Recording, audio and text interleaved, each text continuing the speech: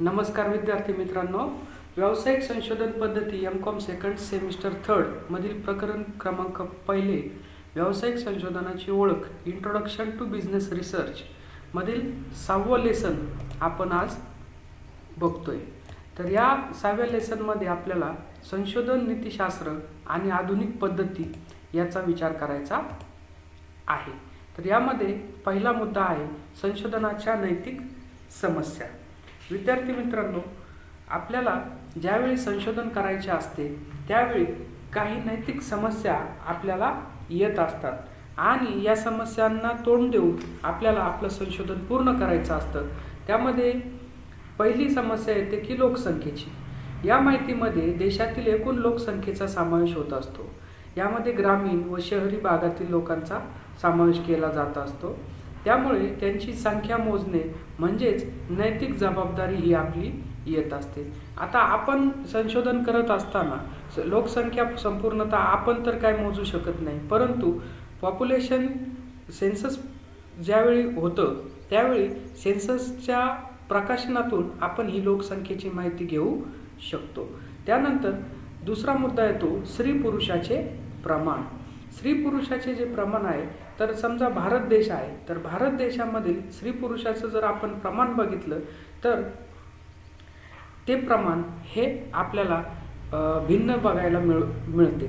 तर यामध्ये स्त्री असेल पुरुष असेल या प्रत्येकाच्या संख्येनुसार या प्रमाणावरती चांगला वाईट परिणाम होत असलेला आपल्याला दिसतो।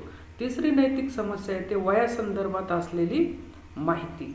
मग ज्या लोकांची माहिती आपल्याला हवी आहे त्या लोकांची वय इथे लक्षात घेणं गरजेचं असतं।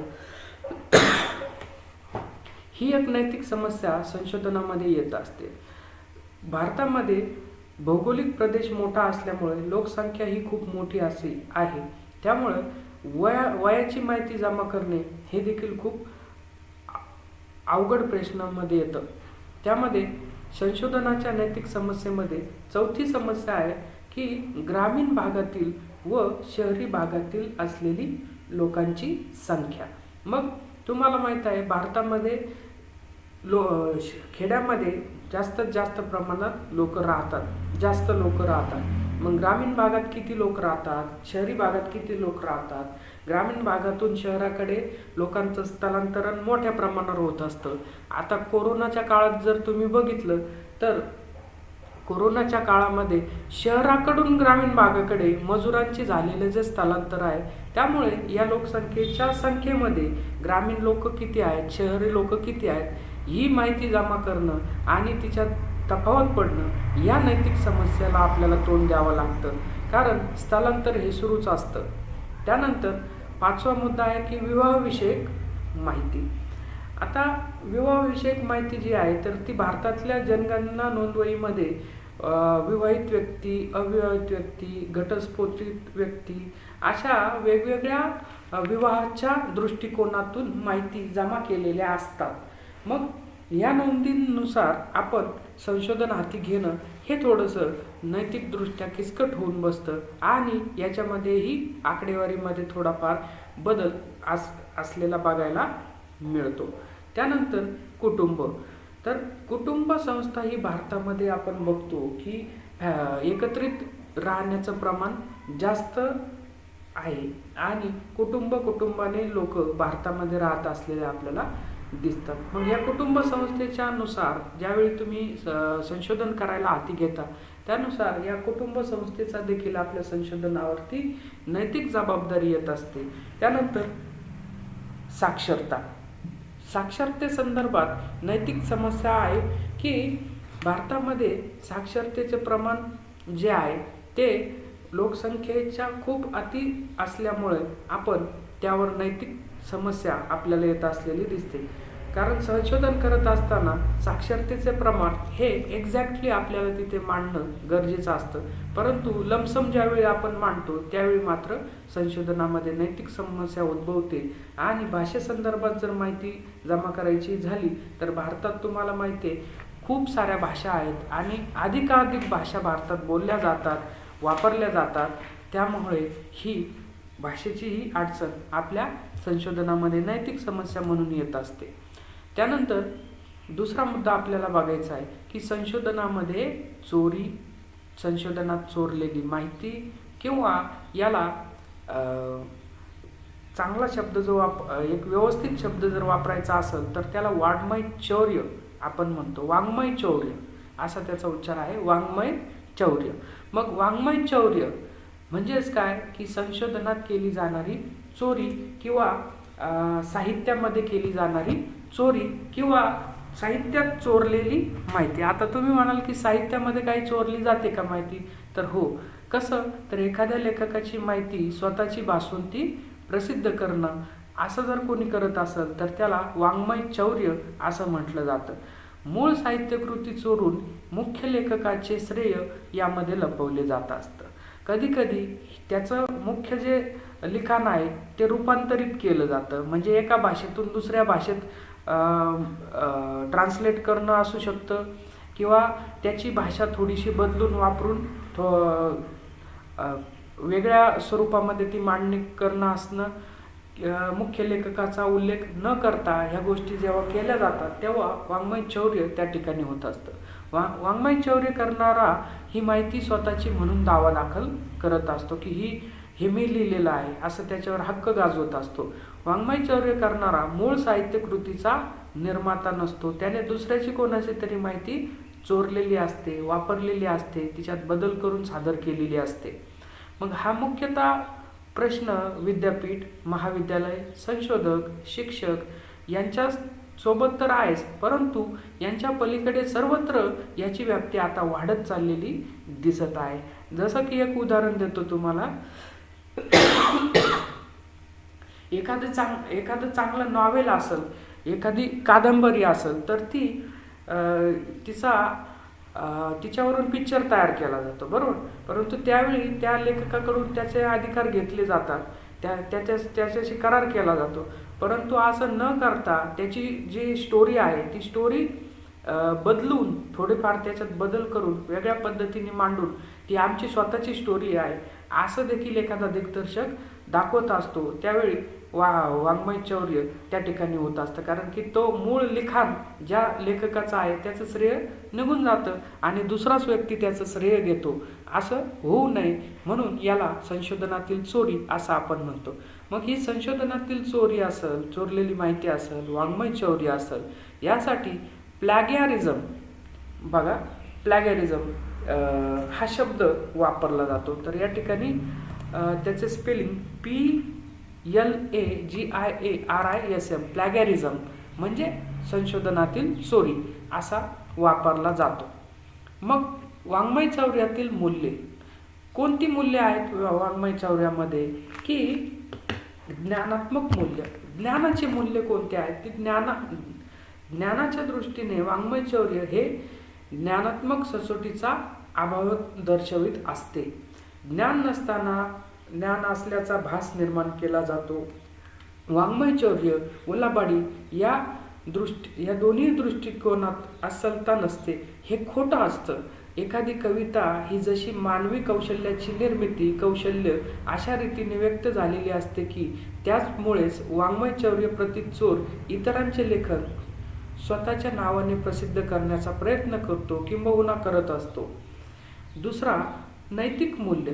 तर नैतिक मूल्यामध्ये सांस्कृतिक विचार केला तर विचारांच्या अस्सलतेबाबत, खऱ्याखुऱ्यापणाबद्दल बरेच प्रश्न निर्माण होत असतात. ज्या अस्सलपणाचा आग्रह आधुनिक युरोपीय पाश्चात्य विश्व धरते तो जगात फारसा मान्य केला जात नाही, कारण जगातील लोक आयत्या माहितीवरती विसंबून असलेले दिसतात. स्वतःची निर्मिती क्षमता त्यांची नसते, त्यामुळे नैतिक मूल्य बाजूला ठेवून ते दुसऱ्याची माहिती चोरत असतात.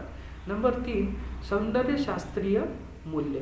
डेनिस डटन कला कायदेतज्ञ यांच्या मते आर्थिक लाभावर यातून दरोडाच घातला जातो, कारण दुसऱ्याचं माहिती चोरून स्वतःच्या नावावर प्रसिद्ध करून पैसा कमवला जातो, म्हणून आर्थिक लाभावर दरोडाच घातला जातो असं म्हटलं जातं. बनावटगिरीत कलेची अशी बनवाबनवी होते की एकाने निर्माण केलेली बनावट कलाकृती मूळ कलाकृती म्हणून खपवली जात असते. बनावटगिरीत ध्येयाची चोरी होत असते.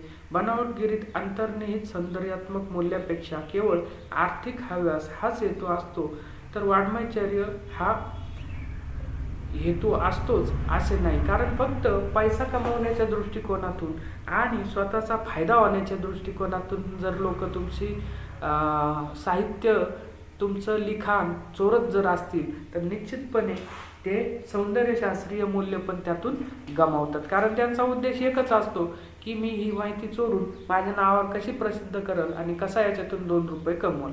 मग त्यातून त्या साहित्याचं सौंदर्य संपून जातं. मग यासाठी काही कायदेशीर बाबी पण आहेत. तर त्या कायदेशीर बाबी आपण विचारात घेऊया.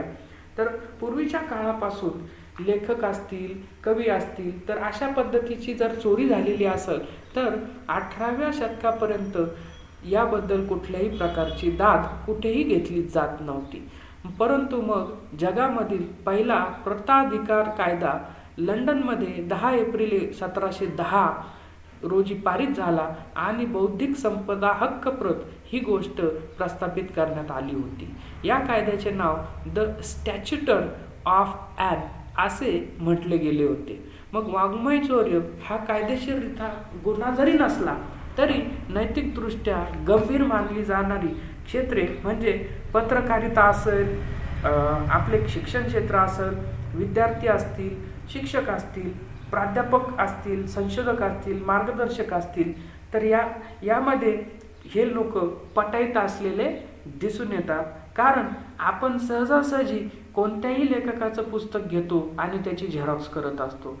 परंतु मित्रांनो, आपल्याला कोणत्याही लेखकाचं पुस्तक असेल किंवा कोणतीही प्रकाशित माहिती असेल तर ती झेरॉक्स करताना विचार करणं गरजेचं आहे. ती झेरॉक्स करण्याचा अधिकार आपल्याला आहे का? ते पुस्तक कॉपीराईट केलेलं आहे का? ह्या गोष्टी आपण बघितल्या पाहिजे. जर पुस्तक कॉपीराईट असेल तर आपण ते पुस्तक झेरॉक्स करू शकत नाही. त्यामुळं ही काळजी यापुढे आपण घेणं गरजेचं आहे. कोणाची माहिती जर वापरायची असेल तर त्याला अगोदर एक शब्दभर विचारणं गरजेचं असतं आणि त्याची परवानगी घेणं गरजेचं असतं.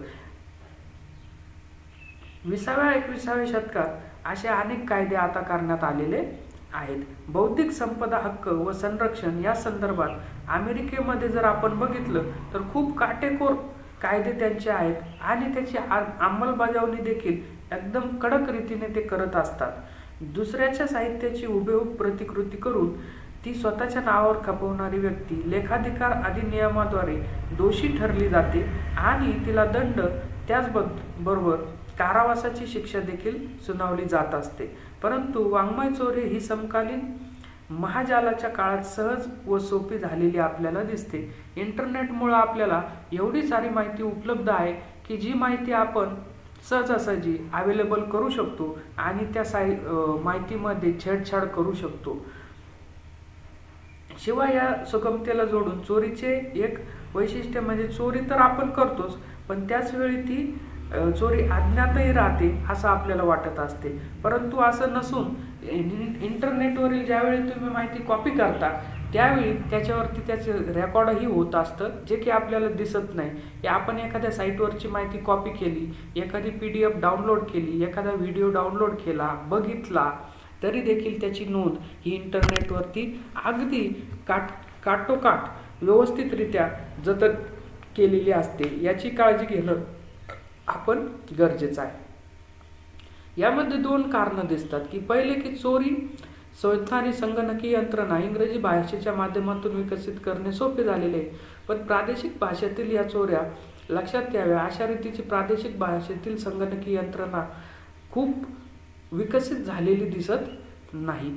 दुसरे असे की संगणकीय यंत्रणा आज तरी निसर्ग विज्ञानापुरती सामाजिक विज्ञानाने आणि मानसनीती आणि मानवीय विद्यापर्यंत झालेली नाही.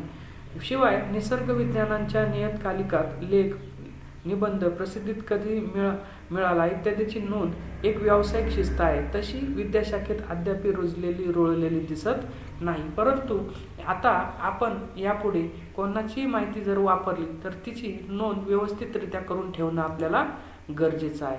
तर बघा, आता ही जी माहिती मी ज्या पुस्तकामधून तुमच्या समोर सादर करतोय त्या पुस्तकासंदर्भात जर मला उल्लेख करायचा असेल तर माझे जे मित्र आहेत डॉक्टर अजिनाथ मारुती डोके सर, या सरांच्या पुस्तकातून मी माहिती तुमच्यासमोर सादर केलेली आहे.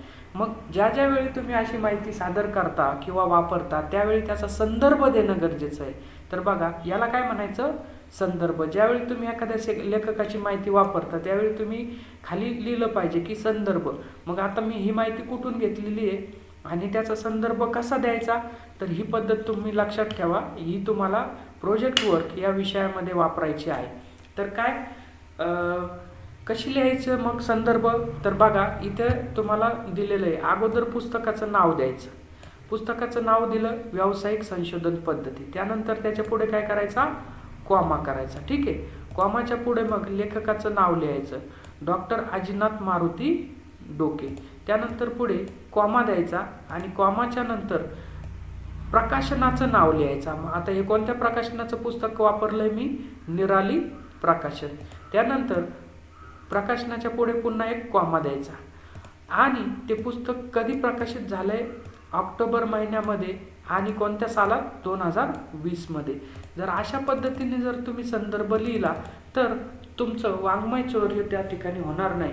कारण की मूळ जो लेखक आहे डॉक्टर आजीनाथ मारुती डोके यांना त्या कामाचं श्रेय तुम्ही दिलं असं तिथे सिद्ध होतं. यासाठी यापुढे लक्षात ठेवा, जर कोणाची माहिती तुम्ही वापरली तर संदर्भ म्हणून त्या पुस्तकाचं नाव, त्या लेखकाचं नाव, त्यानंतर प्रकाशनाचं नाव, कोणत्या महिन्यात आणि कोणत्या साली ते प्रकाशित झालं आणि कोणत्या ठिकाणी ते प्रकाशित झालं, पुणे या ठिकाणी प्रकाशित झालं, असे उल्लेख सगळे तुम्ही करणं गरजेचं आहे.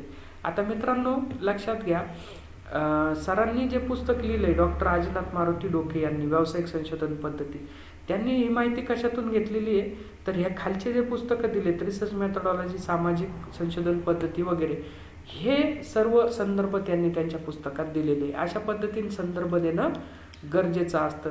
तर लक्षात घ्या, जर संदर्भ देण्याची ही एक पद्धत मी तुम्हाला सांगितली, तर संदर्भ लिहिण्याच्या पद्धती तुम्हाला वेगवेगळे विद्यापीठ, वेगवेगळ्या शिक्षण संस्था, वेगवेगळे साहित्यामध्ये, वेगवेगळ्या भाषेमध्ये वेगवेगळ्या पद्धतीने संदर्भ लिहिण्याची पद्धत आहे. काही जण अगोदर लेखकाचं नाव लिहितात, नंतर पुस्तकाचं नाव लिहितात. काही जण साल अगोदर लिहितात, नंतर, म्हणजे अशा अनेक संदर्भ लिहिण्याच्या पद्धती आहेत.